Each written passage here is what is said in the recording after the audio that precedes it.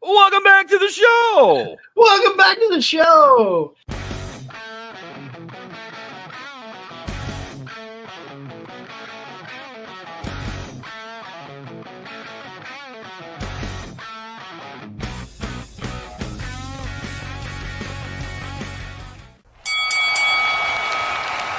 And now, your hosts of the Card Subject to Change podcast, the For Frequency's Sake Tag Team Champions of the World, the Wizard CZ, and Never Wrong Nick Bull.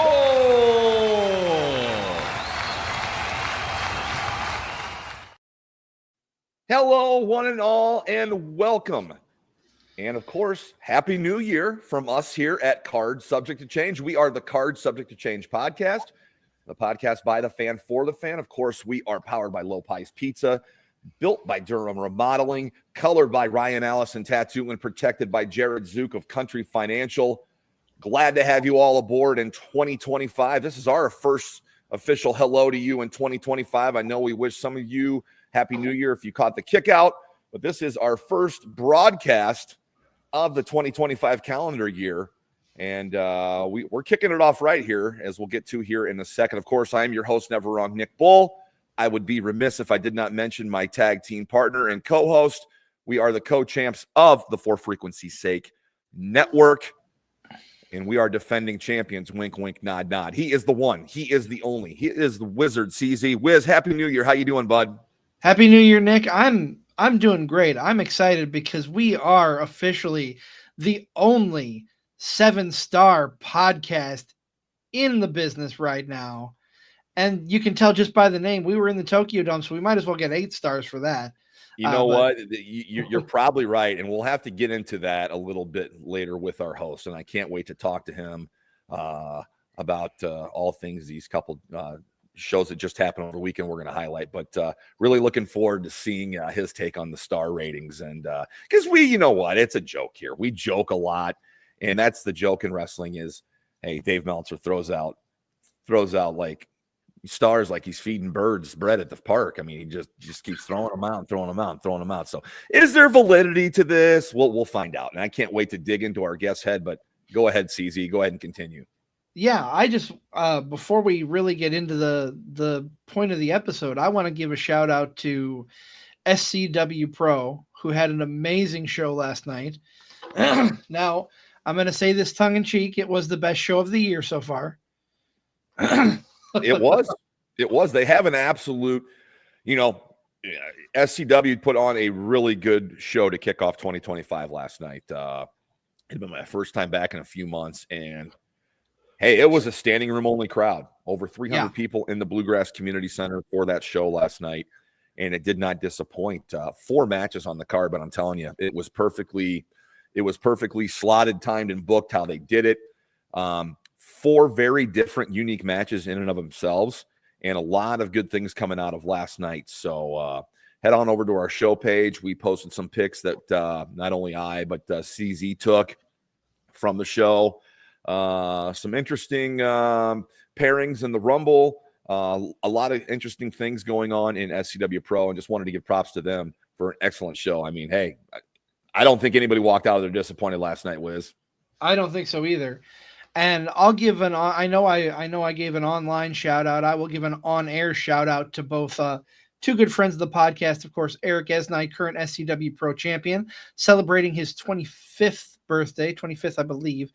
Is what he said yesterday. And our great friend and collaborator, one JT Energy, celebrating his 40th, the big 4-0. Happy birthday. I know JT didn't have the best of nights last night, but I'm sure he felt energized by doing what he loves, despite not winning the Rumble and despite walking away with a loss to Rip Studwell. I'll tell you this right now. I'll put over JT. He didn't get the job done last night against Rip Studwell, but we're glad to have him aboard for 2025 with the Cardi award-winning segment of the year that we get from JT. But last night was, I think, the best JT Energy has ever looked in his career. Yes. He may have hit the big 4-0 like you and I have a few years ago, but new ring gear looked great. He absolutely looked amazing in the ring. His physique has changed, and hats off to JT Energy because I know he's putting the work in. I see the check-ins, and he's an inspiration, man. He is now an inspiration to guys like me, guys like you. He's getting it done, and he may not have got the win last night against Ripped, but I'm telling you, man, JT, you look amazing. Best I've ever seen you look, dude. You look amazing. And you can just tell he's having the time of his life doing what he absolutely loves. Yep. Month in, month out at SCW Pro and around the Midwest. Nick, I am going to let you bring in our guest this week because I know you're excited. I'm excited to have him. I know you're excited to have him on, but tell us who we got covering Tokyo with us today. If you're a fan of our show, he is a repeat guest because there's probably nobody that I know in my circle of Wrestling Friends Network that really has the knowledge and the know-how of the new Japan pro wrestling scene.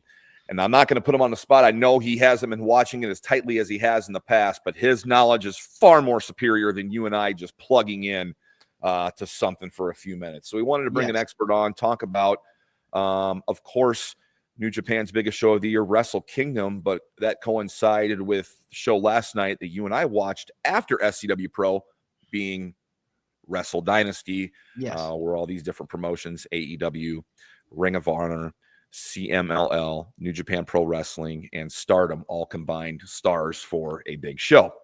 Without further ado, our friend is a contributor to the WrestlingObserverNewsletter.com. He does reviews for AEW Dynamite and AEW pay-per-views for the Wrestling Observer Newsletter. Please welcome the one and only Ryan Howard back to the show. Ryan, how you doing, bud? What's going on, buddy? How are you? Happy New Year to you guys. Happy New Year. Happy New Year to you too. And I think a big Happy New Year to wrestling fans. I mean, there's no off season in wrestling, but it kind of kicks into full gear here right away when New Japan has their biggest show of the year, and AEW follows with talent on a show, kind of like a big super card of 5 different promotions. There's something for everybody. Like, I mean, even if you aren't AEW or New Japan, you got Raw coming up tomorrow, and it's wrestling fans are spoiled right now, man. So it's a good thing. We're absolutely spoiled. I'm glad you mentioned before we delve into what took place over in Japan the last couple days.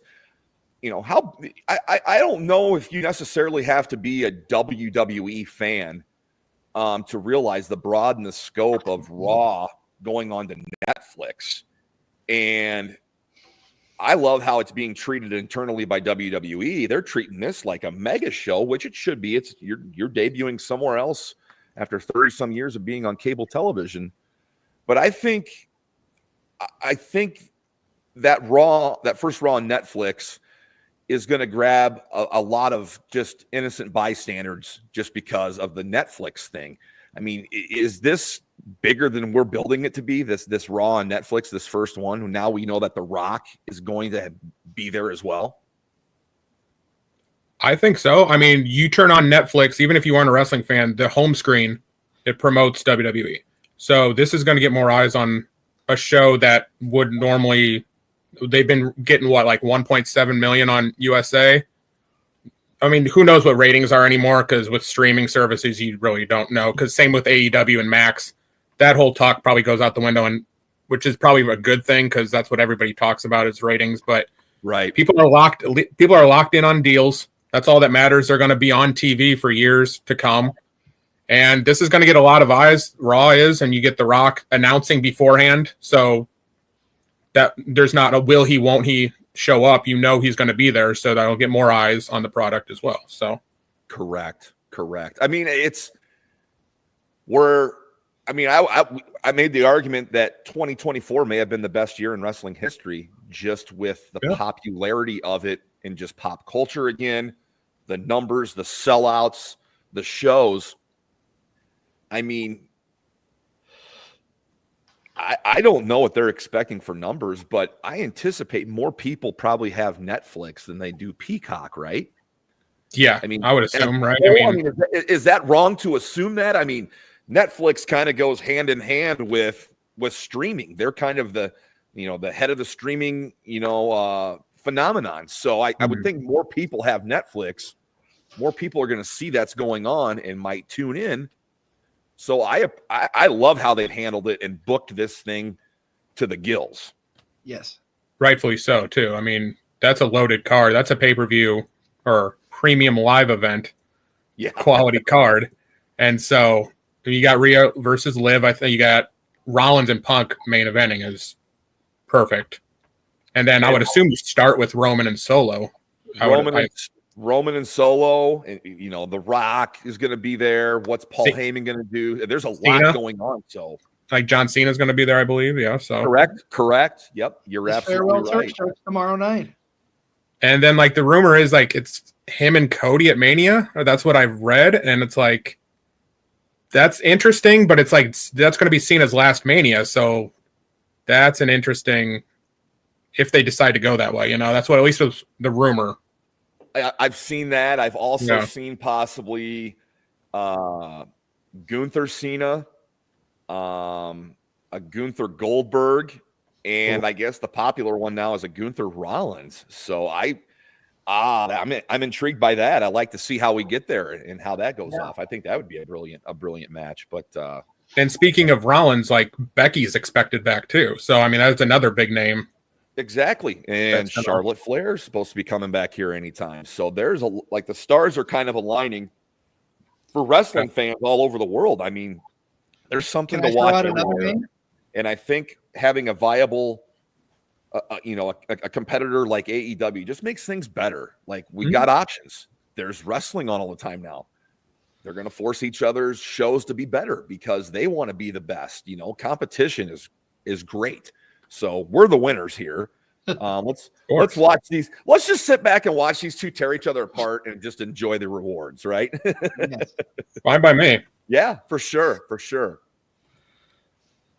So let's get into it. I'm just going to ask your overall thoughts as we kick things off. We'll talk about matches in a minute, but you're the expert here, Ryan. What were your thoughts coming out of this weekend between Wrestle Kingdom and Wrestle Dynasty? New Japan needs new stars. They got clobbered last year. The last time I was on with you guys, Will Ospreay, Jay White, Okada, Tama Tonga, Tangaloa, they were all still there. And that's just in a couple months. Yeah, a couple months, they're all gone. Yep. So now you have to rebuild, and there's guys like Tetsuya Naito, whose body's breaking down. You got Hiroshi Tanahashi, who this is his final year, and he's calling it at next year's Tokyo Dome. That's it. So you got to really rely on these young guys, and they need to do it. They need to pull the trigger on guys like Shota Umino, who main evented Wrestle Kingdom. But the story they told was that he keeps failing and failing and failing. And what did he do at the main event of Wrestle Kingdom? He failed again. So it's only so many times you can fail, and then you're sacrificing the credibility.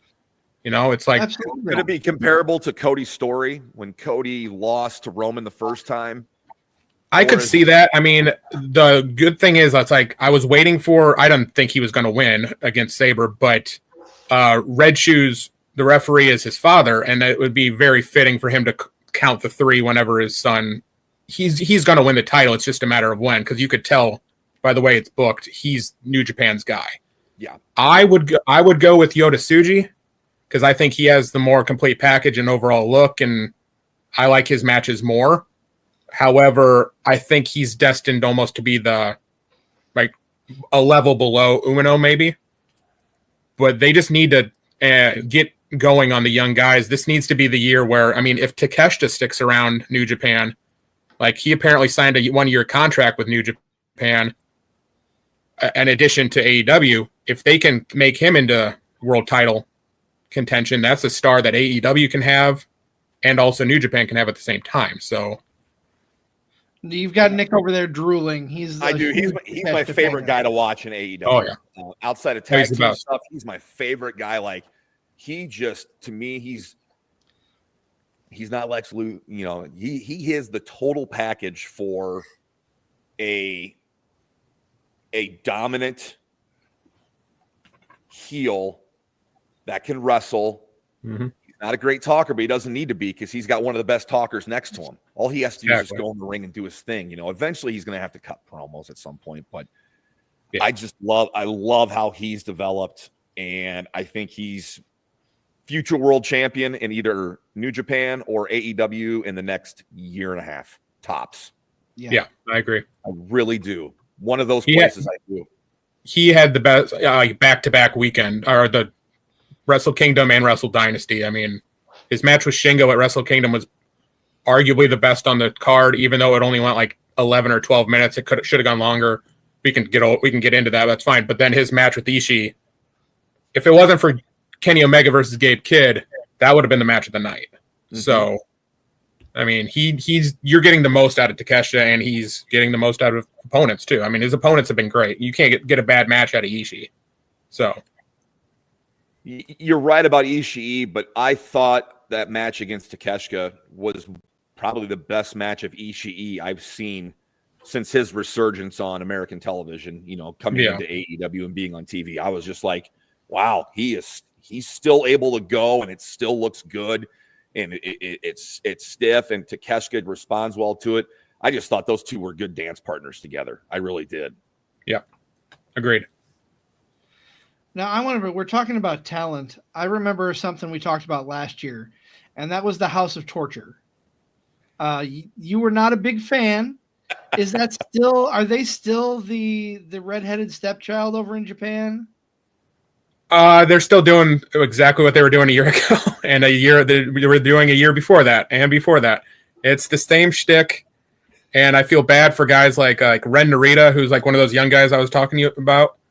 He has a lot of potential, but he's stuck in like that purgatory of you have a certain kind of match, and you're stuck doing the ref bump, weapons shot, low blow, and then sometimes it blows up in your face and you lose. But that's what he's been doing for like the past year, and he doesn't get much of a chance to show what he is capable of, because you're pigeonholed into doing the same thing.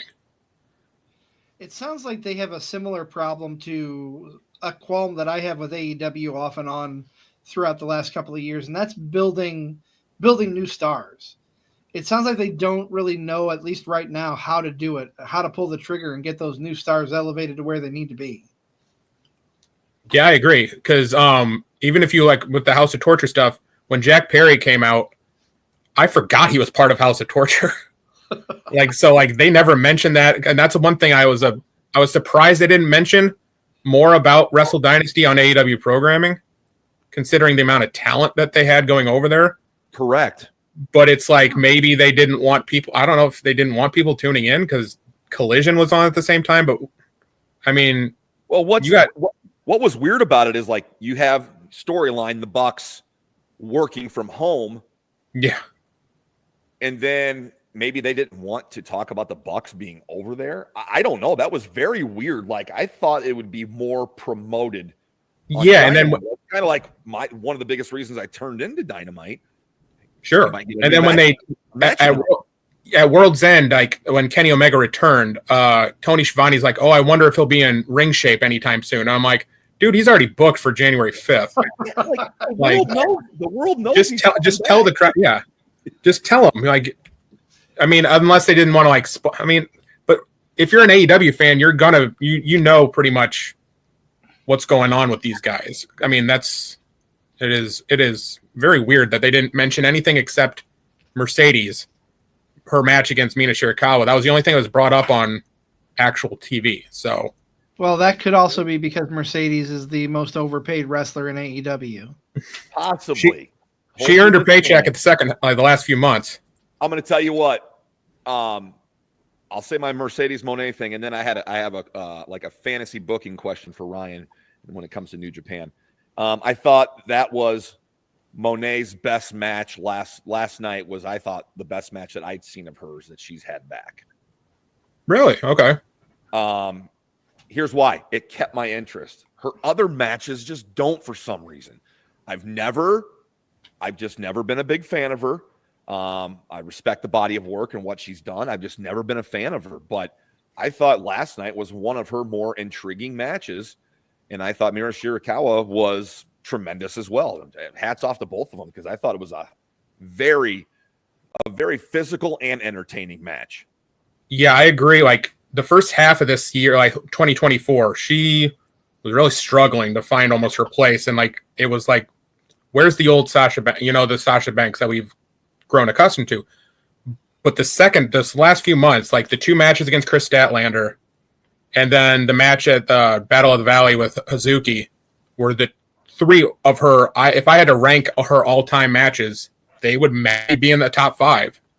So, I mean, that's credit to her for having the quality of matches, but I agree, like, she needs to keep this consistent, because right now I don't think anybody can hold a candle to her in-ring wise.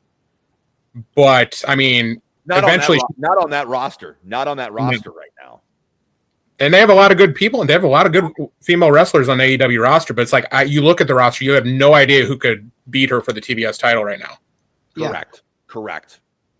Which I had a fantasy booking idea, but when that would have been Athena winning the pre-show on Wrestle Dynasty and getting a title shot against whoever she wanted, but that didn't happen. So I would have had her come in from Ring of Honor and have her 2-year undefeated streak go against Mercedes, and that would have been a good match, and maybe she could beat her, but I have no idea now. So maybe that's next. Maybe that's down the road. Maybe we're getting to that. Yeah, they just need somebody new. I mean, let's see, Statlander, I wouldn't mind having a 3rd match with Statlander, but you would think Statlander needs to beat her then, because if you beat her 3 times, that does a number on Statlander. Yeah, that kind of kills her momentum. Right. Yeah. Any momentum she may have had. Right. You mentioned earlier you brought up Yumino and Tsuji, and I pretty much agreed with what you said, where I like Tsuji's body of work better, but it just feels destined that Yumino is going to be the star of the 2. Mm-hmm. Who would you compare those 2 wrestlers to American wrestlers, so fans could understand who these guys are and what they may become? Wow. That's Sorry. Yeah, I know. Yeah, give me time to prepare that one. That's a great question. When you brought those 2 up, I got to thinking, because I feel the same exact way. I think Tsuji's I think he's more complete. Yeah, I mean, I know you asked for like an American wrestler, but I mean, Takeshita is a great comparison, even though, I mean, he's an AEW guy, so I'm going to use that as an out. That's fine. Yeah, but he has the same size, same athleticism, charisma. I mean, he has everything, so I would compare those 2. Okay. And what about for Shota Yumino? I mean, he's probably tougher. That's a lot tougher, because he's kind of unproven right now, I mean, he's not an overall high flyer, but they want him to get him tougher like a Moxley, but I don't consider him like a Moxley. Although he was the second to Moxley when he had his run in Japan, and that's the storyline they're building off of. So I assume they kind of want him to be similar to him. Okay. I mean, you have him coming in on a motorcycle 2 nights in a row in Japan. That was pretty cool. It was, the American Badass Undertaker of. I made that comment to Nick last night. Hey, yeah. If you got your hair dyed pink, you can do what the hell you want, and he did. He rode his motorcycle in.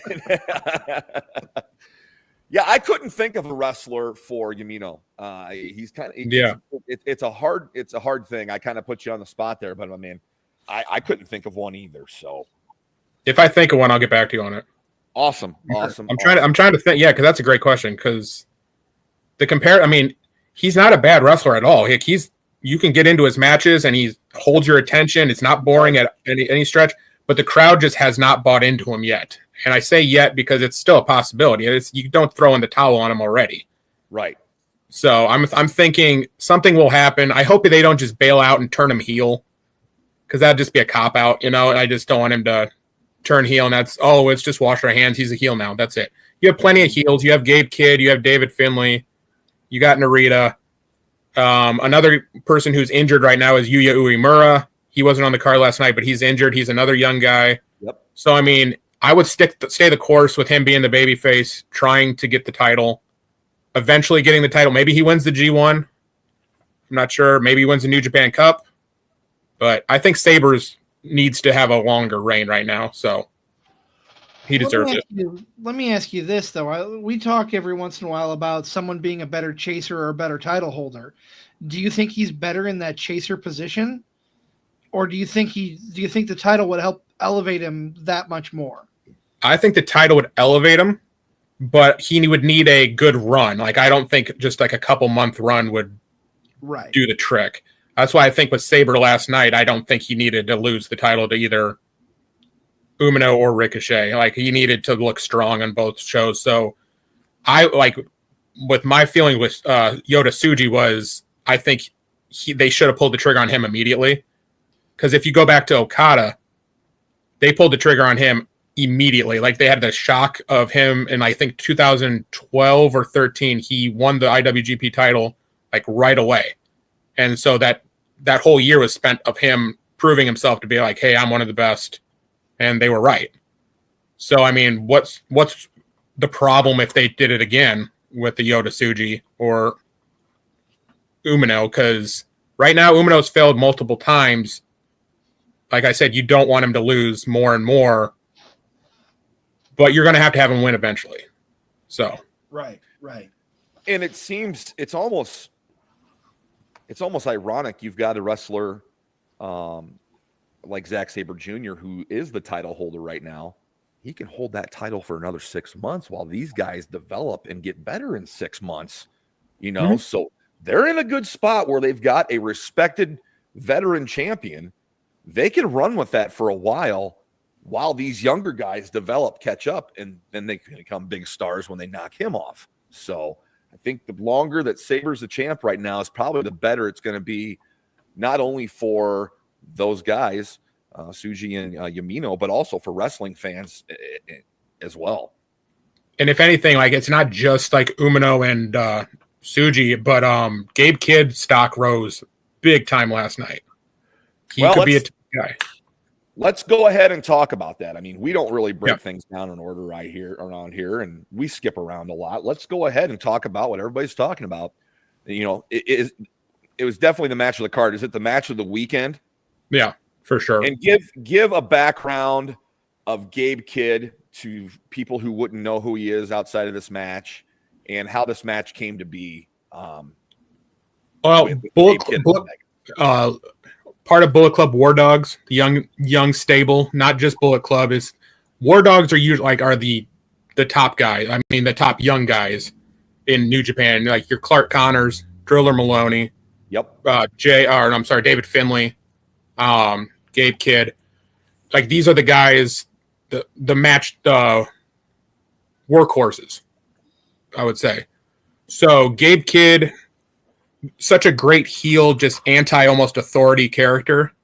So, like, when Kenny Omega is announced to return, he wants to steal that spotlight. He wants to, like, you left us. Like, screw you. You're not welcome back here. So I thought that was a great story they told there, was like when he took off his entrance gear, the New Japan logo was on his trunks.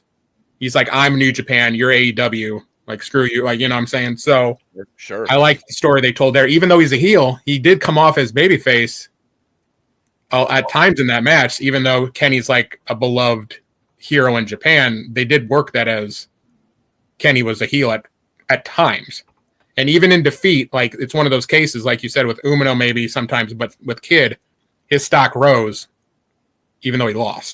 Is this like Stone Cold losing to Bret Hart at WrestleMania 13 loss for Gabe? It could be.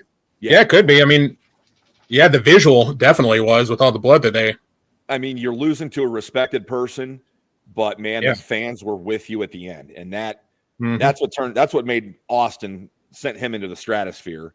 And you wonder if this is what's going to happen now with Gabe Kidd being a part of what everybody's saying it was the match of the week. What people are saying online and kind of agreeing that it's the match of the weekend.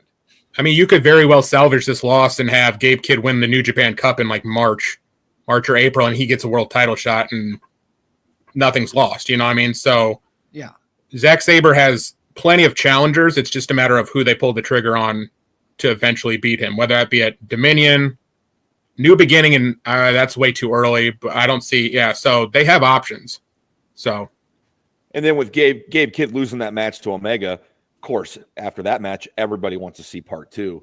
So there's money to be made down the road. So he's got that in his back pocket as well. Mm-hmm. Yeah, I wouldn't mind seeing Gabe Kidd pop up in AEW, you know. But yeah, from the sound of it, it's going to be Omega Okada at All In Texas. So that's fine by me. So okay, yeah, that's fine. That's fine. I guess that, you know, he said he's coming back home to take care of unfinished business. You know, and they had the face off at World's End at the last pay-per-view of the year. So then they did the face off, and then the All In sign was right between them. So they were teasing that for July for sure. Absolutely. Yeah, it makes sense. It makes sense. And guess what? It's something people would want to see, right? Yeah. So there's no use. Oh God, yeah. Let's do it. And I can't wait to see how it builds and how we get there for sure. Gentlemen, at this point, I want to let's take a quick time out. And Nick, if you're okay, we're the Card Subject to Change pay-per-view or pay-per-view podcast. We're doing pay-per-views now? What? We're on pay-per-views now. Yeah. My mistake. I want to do something a little different on the other side of the break. And when we talk about shows, we usually break down our thoughts on each match. I don't want to talk about every single match this weekend because that's going to take forever. Okay. What I think we should do when we come back is have Ryan talk about the matches that people should go out of their way to watch. Okay. I think that's going to be the best bet. And just kind of reading the room, that's kind of what we're doing anyway. I think that's what we need to do for the rest of the show, is just kind of focus on who came out of this like $1 million, looking like $1 million, smelling like roses, and what people should go out of their way to see. Sounds good. All right. That being said, we're going to pay homage to our fellow brethren on the For Frequency's Sake podcast network, not pay-per-view network. This is Card Subject to Change, the podcast by the fan, for the fan, the only 7-star podcast in the business. We are powered by Lopez Pizza, built by Durham Remodeling, colored by Ryan Allison Tattoo, and protected by Jared Zook, Country Financial. We've got the moment of focus coming up, but we'll be back with Ryan Howard in just a moment after this break. For Frequency's Sake has you covered on all things sports. From the squared circle to the hardwood and the gridiron to the speedway, we've got something for everyone. Walk down the aisle with the boys from Card Subject to Change every Sunday as they take a deep dive into everything pro wrestling. Head on over to the hardwood with Doug Green and Watching the W each week for all the news from the WNBA. Want more insight from Pit Row? Check out the Green, White, and Checkered podcast where they give their insight on everything happening on and off the track. Need your gambling fix? We've got you there. Dan Hancock and Gotham Gambling will help you cover the spread with the Golden Ticket Show. Football more your style? Explore the waters of NFL DFS with DFS Deep Dive with Brian Craighead and Jordan Kernan each week. More into the science portion of the game? The Professor John Bush and Dennis Michelson take you into their science lab and dissect your week in the data lab. Need to know who to start last minute? The network's flagship show, For Fantasy's Sake, is here in a pinch. The fellas come to you live every football Sunday from 10 to 11:30 Central with the week's best DFS, gambling, and lineup advice. And wrap up your Sundays with Joe Winkle and Nick Brinks as they come to you live with educated ignorance, looking at all the day's action. Not enough football on Sunday? Not a problem. Kick your feet up at lunch on Monday and slip into the football lounge with Mark and Dan while they look at the week that was in news, notes, and more. For Frequency's Sake, you know what we mean. Welcome back to the show. Welcome back to the show. We are the Card Subject to Change podcast, the podcast by the fan, for the fan. I'm your host, never wrong, Nick Bull, along with my co-host, the Wizard CZ, and we've got Ryan Howard on from Wrestling Observer Newsletter.com. He does the reviews for AEW Dynamite and, of course, the AEW pay-per-views. We've been tossing around pay-per-view a lot. We are not a pay-per-view, but we're talking about pay-per-views. We are. You know what should be before pay-per-view? we probably progress with the show, we probably need to focus our attention on the new birthday boy, JT Energy. Yes. I was just going to say, speaking of pay-per-views, he should be on a pay-per-view at some point. Let's see what we're focusing on this week with JT Energy. Welcome to A Moment of Focus with the feline phenom, JT Energy. And this week, the boys at the Card Subject to Change podcast, well, they're reviewing two very special events that happened on the opposite side of the world with a very special guest today to break down everything from New Japan Pro Wrestling. But what are we going to focus on this week? Well, my friends, we're going to focus on appreciating our own personal existence. Give yourself a chance to appreciate that we're here together right now on this day. You made it this far. You'll make it to tomorrow, and you'll make it to the next day. But every day that you wake up and you open your eyes, take that deep breath and remember, it's a good thing that we're all here. This, my friends, has been a moment of focus with the feline phenom, JT Energy. Always some great advice from our good friend JT Energy. Always good to focus on anything that he has to say. And again, big happy birthday. Yesterday had a big night with his birthday, and all the fans coming out with their signs to wish him that happy birthday was very awesome to see. Absolutely. Seeing him back in the ring in 2025 was great. Celebrating his birthday along with him was great as well. And we're glad to have him on our show as a part, contributor to a segment. We love to have him every week, and glad he's back here in 2025. We're back here with Ryan Howard. We are talking Wrestle Kingdom, Wrestle Dynasty. Took place the last couple of days, however you want to look at it, from Japan, kind of kicking off 2025 here in a big way. And Ryan, let's talk about some of those matches, either, matches that stuck out to you or matches that fans need to go out of their way to go watch if they don't have time to watch, the duration of both these shows. I'll start with Wrestle Kingdom. If I wouldn't suggest the main event if you didn't have 45 minutes to spare. I don't think the main event should have gone 45 minutes. It could have easily gone like 28 or 30 and been perfectly fine. So it was fine, but if you're going to seek out a match on Wrestle Kingdom, I would go Takeshita and Shingo. That's a 12-minute. It felt like a sprint, even though it's 12. I mean, 12 minutes, you want more from them, but it felt like it accomplished what it was meant to accomplish, Yep. And so I took notes too, man. Yota Tsuji, David Finlay would be my other recommendation on Wrestle Kingdom, because that way it's like if you're not familiar with David Finlay or Yota Tsuji, and if you're new to New Japan, it's a top heel young guy in David Finlay and a fiery babyface in Yota Tsuji, who came out dressed like top to bottom like a bright red Undertaker. Like with the red hat, and it's like a mix between Undertaker and Carmen Sandiego. Like he was. Nick made that comment. I did make that joke. You did? It came out of it. That's what I thought of. I thought, I'm like, man, he looks like Carmen Sandiego. Exactly.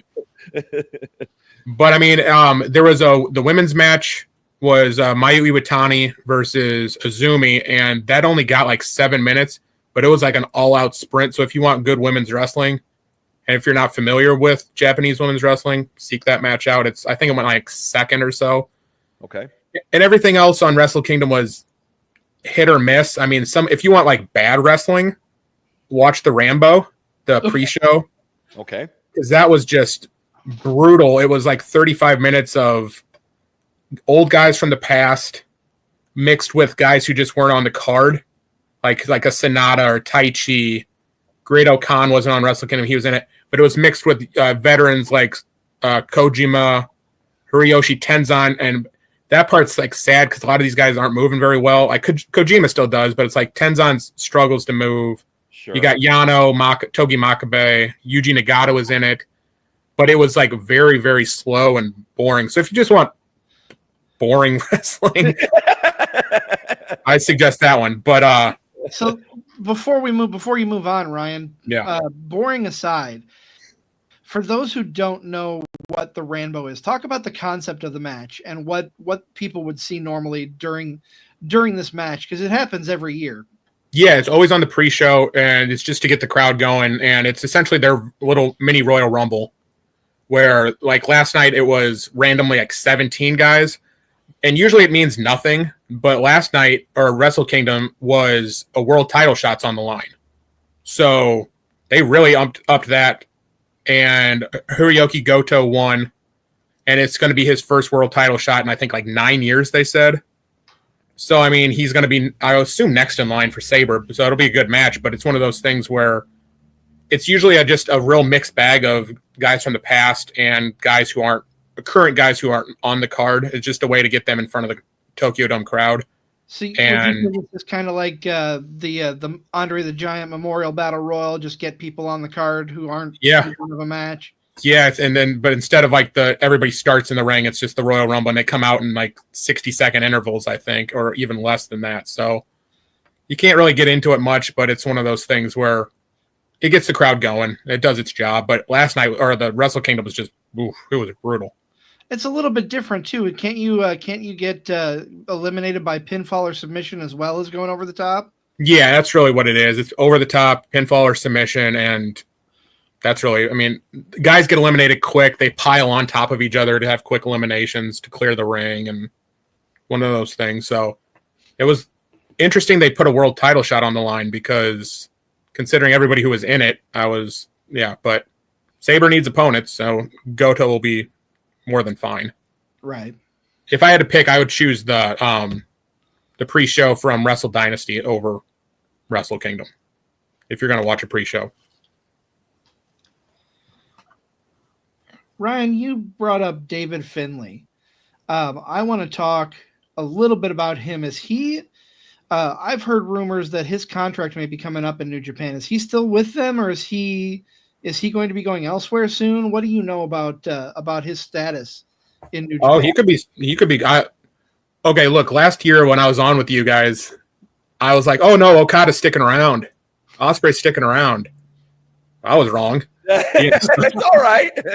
So, I mean, I would like David Finlay to stick around, because I like his work. I know a lot of people do, because he relies on like the cheating and the underhanded stuff maybe too much.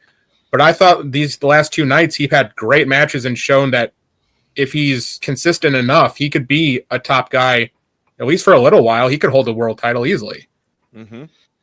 If he does leave New Japan, where do you see him going? Because he does kind of have an in with the WWE with his father. But he would also, I think his style would fit in more in AEW than WWE. Where would you see him? Yeah, I agree with you completely. Like almost selfishly, I want him to go to AEW so I can review his matches. Right about him. Yeah.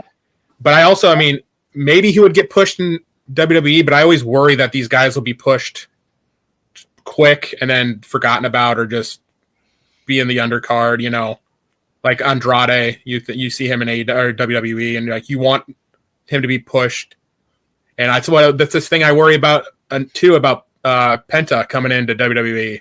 Yeah, I hope for the best. I hope they make him look like a stud, but it's one of those things where I really worry that he's going to be just a guy after the first few months.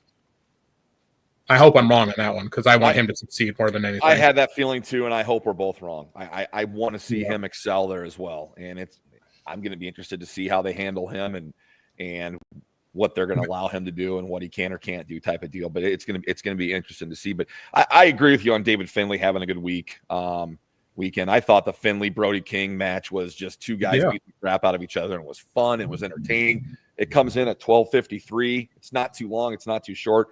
Real fun match if you like physicality, two guys just beating the crap out of each other. Yeah, and he bounced back from losing the previous night to Tsuji, and he lost his title, and now he's more driven with the win, and you're anxious to see what he does next. So Yep, I agree. What did you really like on the Wrestle Dynasty card? What do the fans need to go out of their way and watch on that? Because I didn't see Wrestle Kingdom, but I did see Wrestle Dynasty, and it was a pretty good show. Well, I mean, we've talked about it, but Kenny Omega, Gabe Kidd is go out of your way, like devote the time, entrances and all. Kenny's entrance was great. Gabe Kidd's was great. And that's like star-making performance from Gabe Kidd, even though he lost. And it's Kenny's first match back in a year from diverticulitis. And it didn't even look like he lost a step. So I would recommend that. I mean, Sabre and Ricochet, they had to follow it. Could they follow it? No. But they put on a heck of a match. I would have given it like 4.25 stars if I was giving a rating scale to it. You know, I thought they did great. And Yep. Ricochet, for as much as they've booked him as being a dork on AEW for like a few weeks now. I love that. I love that. Man, they really turned the corner with him last week, though. Like when he snapped and lost his mind and started stabbing Swerve with the scissors. Yep. Like this is the revamp they need for him going into the new year. So even though he lost tonight or lost at Wrestle Dynasty, like luckily, I mean, they didn't talk about it on AEW TV, so you can just bounce back on Wednesday and just show up and you're off to the races with him and Swerve, which is, should be I can't wait for that story. So, and you know what? Credit to Ricochet for embracing kind of this, the fans don't like me thing and turning it up to 11, because now with this Swerve thing, dude, they're going to be so behind Swerve. They're going to hate Ricochet, and it's just going to make Ricochet better in the end, I think. I mean, I'm looking forward to a feud for him that has substance instead of him going out there and just, you know, having the match, having the memorable moment of the match. I want him to really develop here. And if it means him being a hated guy, then so be it. But I'm here to see that. I want to see that because I think Swerve's going to bring the best out of him. Right. I mean, you can even have Ricochet go after people like a Lashley too and hurt Syndicate as like bitterness of them treating him like he was such a dork. And like they literally just, his momentum went like down to 2, but then they just made you almost all forget about it with the way they're booking him now, which is good. And I like that they're leaned into the heel and now he's lost his mind, and that's only going to benefit him. Absolutely. I agree completely. Yeah. Ryan, I want to pick your brain a little bit. You talked about Takeshita and Ishii a little bit. I love how these two, you just watch and you listen to the chops. It's like they're each hitting you like a 727 coming in for a landing. Yeah, you can listen to them over and over again. It's one of those matches where it's like, I don't know how long their match went on Wrestle Dynasty. Maybe like 14 minutes, maybe 14, 15 minutes. I could be wrong. 13. Wrestle Dynasty? Yeah. I got it right here. They went for 13:30. You could have gone 13 more minutes and I would have been happy. You know, it's just one of those things where that's my kind of wrestling, is like just dudes beating the crap out of one another. And like Ishii's 50 years old, I think. And I can't believe like the amount of punishment he's still throwing out there. And that's one of those guys where I cannot believe he hasn't had a IWGP title run in his career. That's right. Weird, right? Why is that though? Is it just it never worked out? I think because he was around the time where you had Okada, Tanahashi, Naito. He's always been, and the Kenny Omega, he's always been that guy who's been reliable to have a fantastic match, but never pulled the trigger on him. And, you know, that's a lot of names at that time that you just said that were all in that same organ, you know, and all in that company at the same time.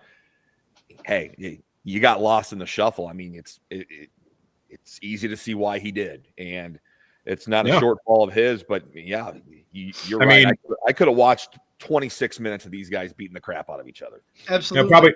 Yeah, it wouldn't have felt good for them, but I mean, I would have loved watching it. So no, no. Yeah. So what you're saying is you wish you would have trimmed off some of the minutes from the Young Bucks match and thrown it on Takeshita and Ishii, huh? Absolutely. Yes. You know what though? It wasn't a bad tag match. I was entertained by it. Of course, I wasn't happy with the result, but still fun match to watch. Greatest match on the card, no, but it was still a pretty good 3-way tag match. It was a greatest hits match for the Bucks. Like they were in almost the entire time. Absolutely is what it was. I don't even think Naito and Hiromu even needed to be in the match. I think it could have been just as fine if it was just Okan and Cobb. Yep, I agree. But because Hiromu and Naito won the World Tag League, you kind of need them in there to give at least some credibility to the tournament, even though that's kind of a forgotten about tournament for them. But, I mean, Okan and Aaron Henare were the tag champs. So with it being vacated, you needed Okan and a tag partner in there. And Jeff Cobb's a guy that can just throw around anybody. So he did his job well, too, you know? I love watching it. I love watching his matches, man. I love watching his matches. He's just, God, he's so agile. He's huge. Yeah, he's another guy. I wish they would bring him in AEW more. He's been in there a couple times, but he's a name who would fit right in. Agreed.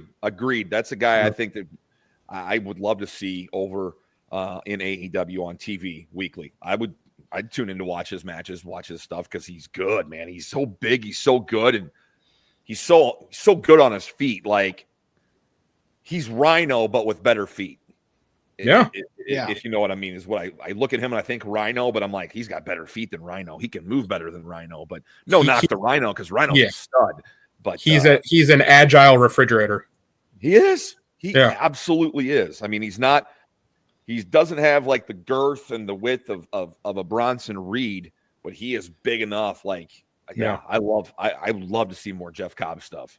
I mean, it's one of those things I wouldn't even be mad if he went to WWE. He would fit in WWE perfectly fine too. So it's not even just an AEW thing. It's just showcasing him anywhere more is a positive. I agree. That brings can you imagine him and Bronson Reed in the ring together? I know, Nick, you just mentioned Bronson. That's what brought it to mind, but that would be a hard-hitting match for the ages, in my opinion. It would be. And I don't know if have they ever crossed paths in the past? Because I know I'm looking it up right now. So Bronson Reed did spend some time in New Japan. But they've wrestled a few times. G1 Climax 2022. Okay.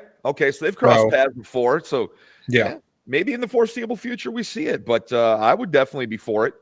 And definitely, I mean, hopefully when they do these shows like AEW, we get more talent outside of just Forbidden Door. I know it's hard for a New Japan to do that when they got their own product they're kicking out and stuff to do, but it would be nice from time to time to see a big name, just even if they don't wrestle, appear in the ring so like people can kind of put their eyes on them and figure out who they are, if they like them or not. I mean, I know we got the internet and social media and stuff, but I just think when they're presented in a wrestling environment, people are more apt to tune in and follow.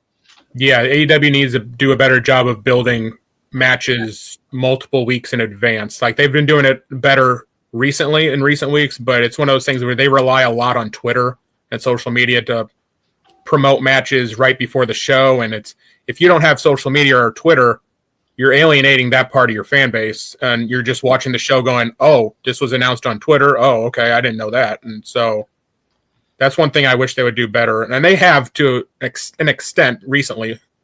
So that's one. Yeah. Ryan, one thing that Nick and I kind of touched on last night when we were watching Wrestle Dynasty is the depth of the roster in New Japan. It doesn't seem to have as much depth as like a WWE or AEW. Is that a benefit or a detriment for them that their roster just is a little less than what we get over here in the States? It could be seen as a detriment, but they need to use it as a positive because as long as these guys are healthy, like once you get hit by an injury bug and if your roster is depleted, you're really screwed. So it's one of those things where I would take full advantage of pushing these guys multiple at a time, not just one at a time. Go all in on a Umino, go all in on a Gabe Kidd. See how far you can go with the Dave Finlay. I mean, like I said with the younger Bullet Club War Dogs guys, stop having Clark Connors and Driller Maloney just be tag guys. Kind of branch them off just to see how they do. And so instead of just trapping these guys as tag guys, use them to your advantage, potentially as singles advantages for you in case other guys get hurt. You have guys right there to fill the void instead of scrambling. So, yeah. So Nick and I usually will, when we review shows, we'll give it a letter grade at the end of the show. What where do you fall on the grading scale for Wrestle Kingdom and for Wrestle Dynasty? Wrestle Dynasty, I'd go B+. There were some like real great matches, like the Omega match, obviously with top tier, Takeshita Ishii, top tier. But I mean, other matches they're good matches. They're not blowaway matches, but they're good matches. So I would go B+. Wrestle Kingdom though, B-, C+. Because that's one of those things where you don't have to seek out as many matches. There were a couple good matches, like the women's match, Takeshita and Shingo. But the main event, I just wasn't invested. 45 minutes, I just couldn't get into it. So it's one of those things where it might be somebody's cup of tea, but I would go B-, C+ on. And that's kind of a hard thing to do in today's day and age, is to have those 45 hour long matches. You can't. It's hard to keep people's attention for that long with attention spans of today's of how people are today. Now, I don't know if time was added to that because we haven't talked about it, but the junior heavyweight match on Wrestle Kingdom, Desperado beat Doki, and that only went 5 minutes because Doki got injured. And so he dove off the top to the floor to do a drop kick, and he like really messed up his elbow. And the ref called the match immediately. So maybe that would have been like extra time added to Sabre and Umino. But then again, you don't have a set time to be off the air for a New Japan show. So you wonder maybe that was going to go 44 minutes regardless. It's just one of those things where I don't think with the story they were telling, they needed to go that long. They could have trimmed off easily 20 minutes and been fine. For sure. And what's next on the horizon for AEW? Is it the next pay-per-view? Is it Revolution for them? They have Revolution, and then they have the Sydney show in Australia. But we haven't been told how to watch that yet because I don't know how that's going to work with time changes. And are they just going to air that? Yeah, are they going to air that on TV? Is it going to stream on Max? Yeah, we haven't. Yeah. So I'm assuming I would think it almost is a Max thing type of deal, but who knows? I mean, you're right. We don't know anything about it, and it's not that far away when we sit here and think about it. So yeah, it's like middle of February, isn't it? Yeah, I would assume like maybe like a John Moxley versus Jay White would be on that card because Jay White's from Australia, and then you can work in like Mariah May, Tony Storm. That's obviously could be where they're going on that, and so Kyle Fletcher on the card. Yep, and you're right. I'm interested to see how we get there because it's kind of been hush-hush because, they had this Wrestle Dynasty show to do. So I think it's going to be, all chips towards that. And then, I don't know, I'm excited to see. Yes, I'm waiting to see where this whole Moxley and Death Riders angle goes. Yeah, me too. It's almost anxious. It's almost creeping along to a fault. Like it needs to really liven up a little bit. And it looks like they kind of tried to liven up on Collision the other night with the involvement of the Rock and Roll Express. And I mean, it looks like Revolution. We're getting Moxley versus Cope.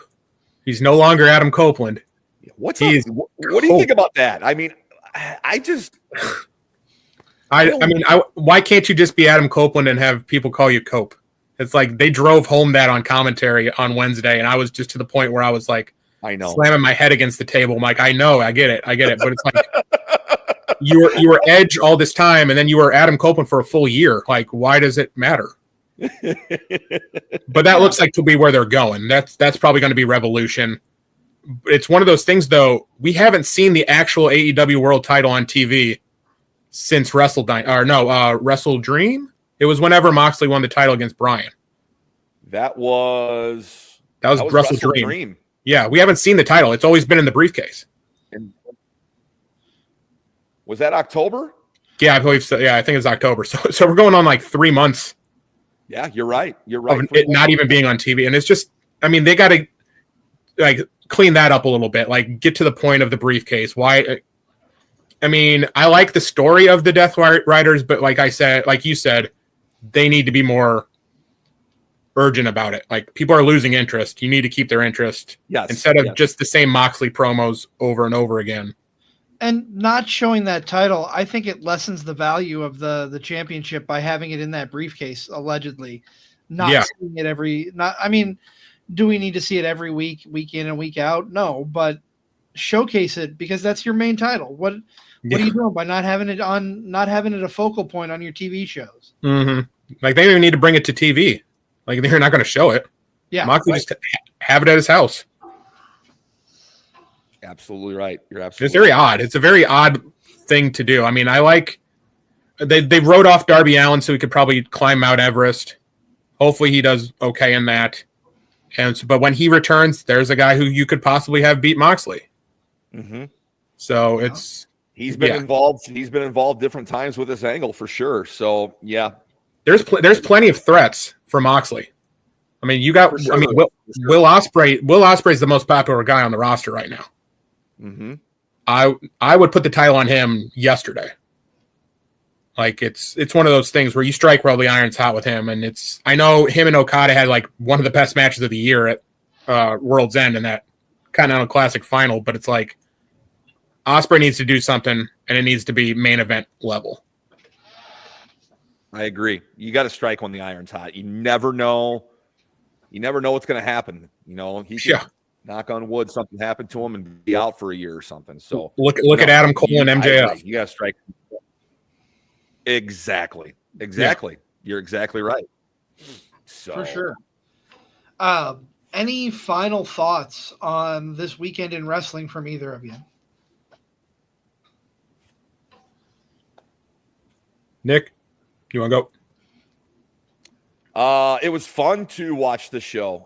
9:00 on a Saturday night.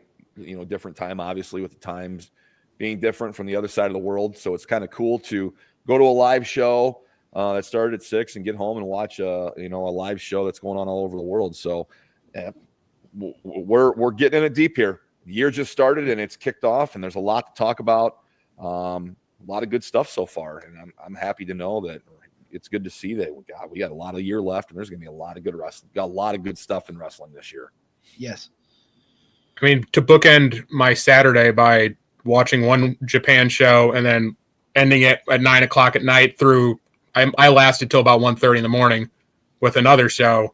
Yeah. I'm never going to complain about that. And then you got Raw.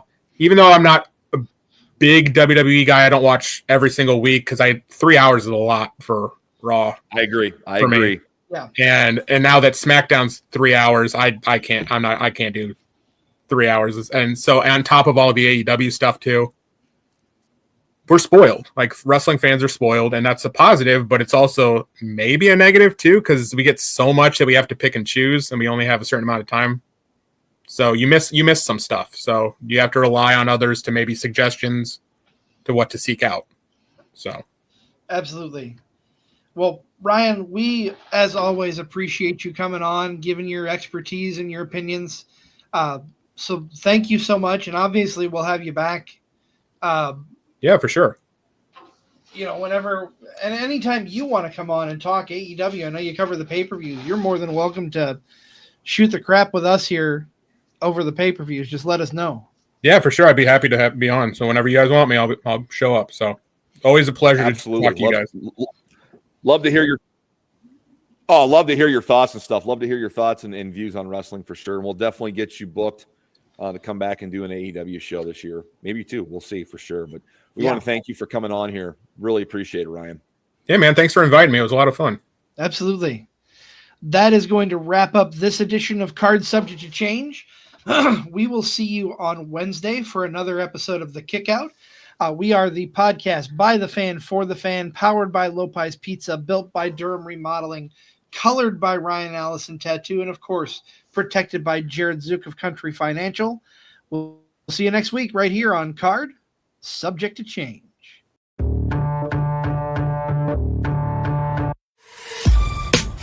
This has been a For Frequency's Sake Podcast Network production.